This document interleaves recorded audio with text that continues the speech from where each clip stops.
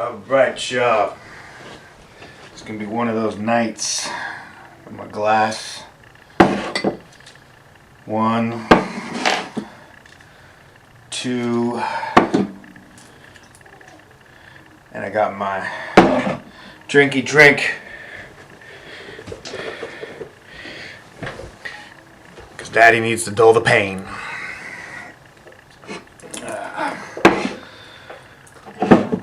Reactions tonight. You're bringing a Laughing Stock Media. We bring in Cyanide and Happiness. And gonna be bringing a fight comp and probably one more film, unannounced yet. I'll figure it out as I go. But I'm gonna do the Laughing Stock Media first. It's part 2.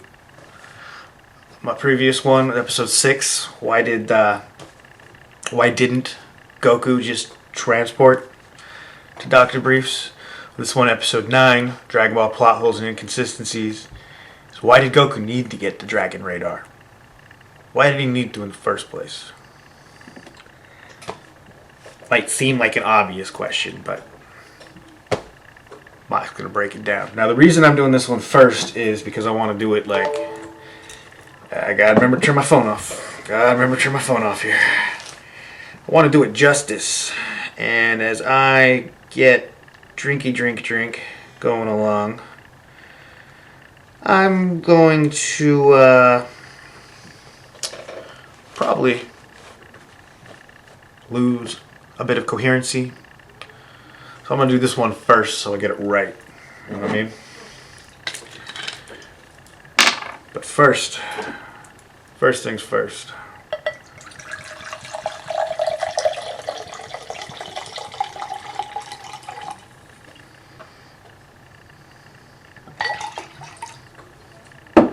That looks good.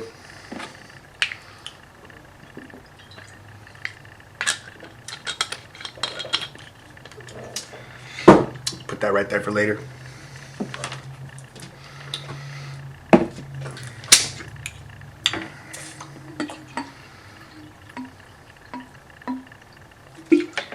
There we go. All right now. Without further ado, Laughing Stock Media, Dragon Ball Plot Holes and Inconsistencies, Episode 9. Why did Goku need to get the Dragon Radar? Let's do it. In the world of Dragon Ball, there are many plot holes and inconsistencies buried deep within the story, Or some just blatant. waiting to be found. Join us as we work together to uncover each and every last one of them, only on Dragon Ball, Plot Holes and Inconsistencies.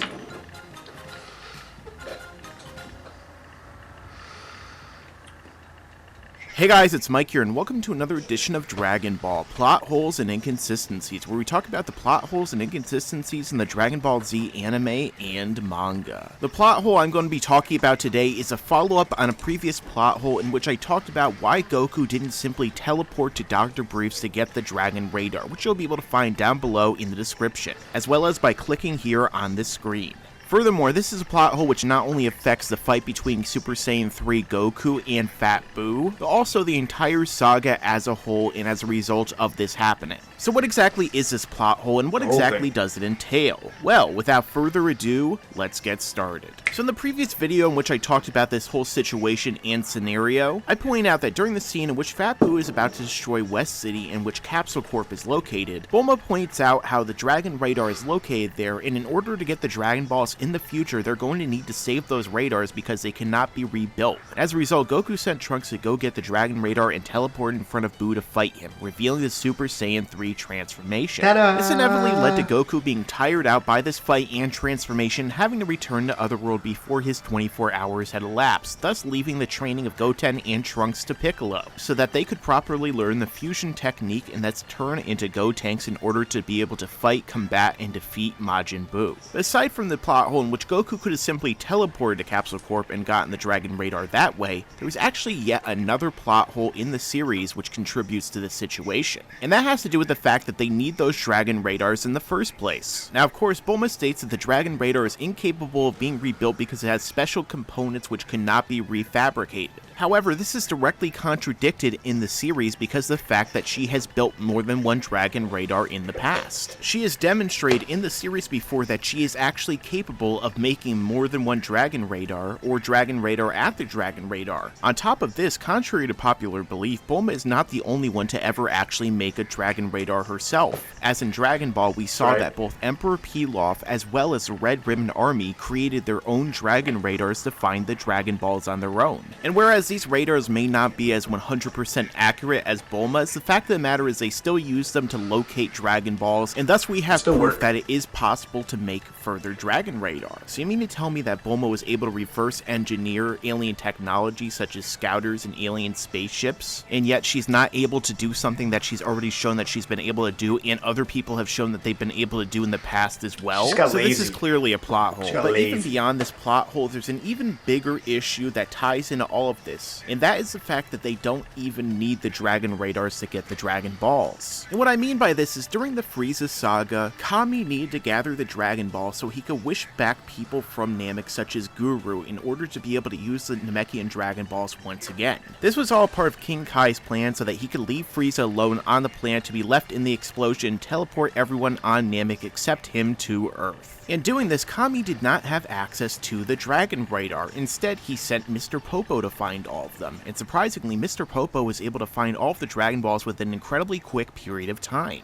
So either Kami knew exactly where all of the Earth Dragon Balls are, which makes sense since the Namekians knew exactly where all of their own Dragon Balls were, or Mr. Popo can easily find them using magical means or some other sort of sensory perception. And since they were all staying at Kami's lookout where Dende, the new Guardian who created the new Dragon Balls, lived, as well as Mr. Popo, they had no reason to even go and get the Dragon Radar since they could simply ask them to either look for them or to find them for them instead. So once again, this entire situation is pointless and this entire scenario never even should have happened in the first place. So what real explanation was going on behind the scenes that caused this to go about? Like I said before in the video that this is a follow-up on, Toriyama clearly just thought of Super Saiyan 3 out of nowhere and wanted to show it off, so he thought that having Boo go face-to-face with the hero of the series, at least before this arc, would be the best way for him to do that and to introduce Super Saiyan 3. But again, as I said before, despite this being a cool moment, it doesn't make sense with the rest of what was happening with the series, the fact that Goku never even implied he had a further transformation, and the fact that it would be far more beneficial for Goku if he never even bothered to step in and turn into a Super Saiyan 3 in the first place. And if they had simply stayed there and let everything take place, it's likely that everything would have unfolded in a much better situation for everyone involved. Well, my name is Mike, and this has been another edition of Dragon Ball, Plot Holes and Inconsistencies. Tell me your own thoughts down below. Were you aware that this is a plot hole, or were you not? Also, what are your thoughts on this situation, and do you have any other plot holes that I might not have done yet that you'd want me to talk about in a video in the future? Let me know down below. Also, don't forget to like, comment, share with your friends so we can make more videos like this, and subscribe. As I always say, stick around, because there's a lot more to come in the future.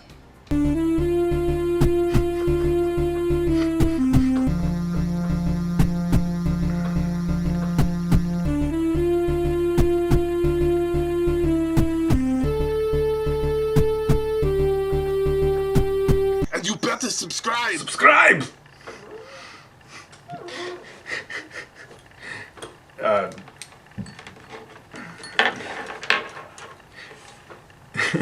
Let's not also forget that while in Super Saiyan 3, Goku admits later that he could have beaten, he could have killed Boo, Fat Boo, but didn't want to.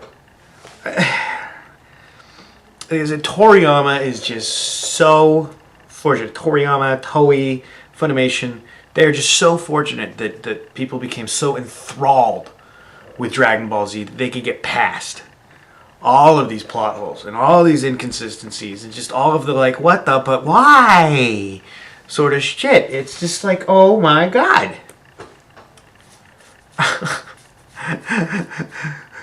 We can't rebuild the Dragon Radars. They have unique parts. Who are you and what have you done with Bulma? Hello? Bulma? She was able to build a detonator for the androids. She was able to remove 16's bomb. She was able to, without him even knowing it was gone.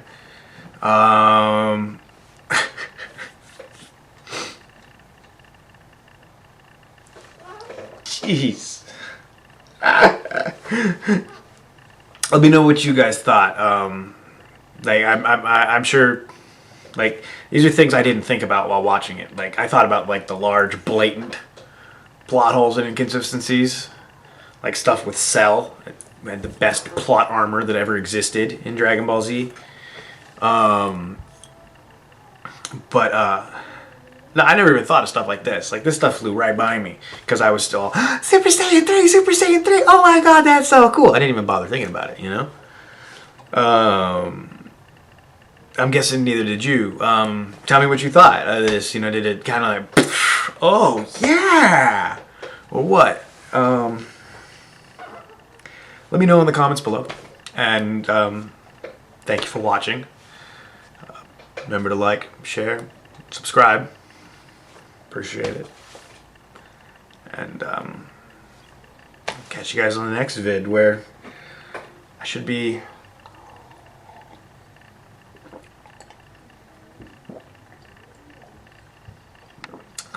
maybe a little more tipsy. We'll see. Take it easy.